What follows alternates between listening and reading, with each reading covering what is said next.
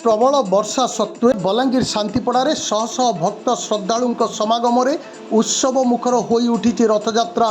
शांतिपड़ा स्थित सीआरपीएफ मुख्य कार्यालय गोटे रथरे 3 ठाकुर विजे करी चंद्रशेखर बाबा मंदिर पाखरे थिबा शांतिपड़ा दुर्गा मंडप माउसीमा मंदिर अभिमुखे आज अपराह्न यात्रा करिसंती।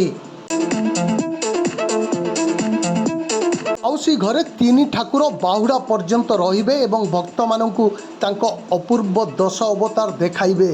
प्रबल वर्षा सत्वे भक्त माने हरिबोल हुलहुली घंटवाद्य दुलदुली बाजार ताले ताले ठाकुरंक रथकु टाणी नेउथवा देखिबाकु मिलिछि।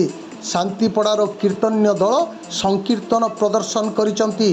उत्सव मुखर होई उठिछि शांतिपड़ा मुख्य रास्ता।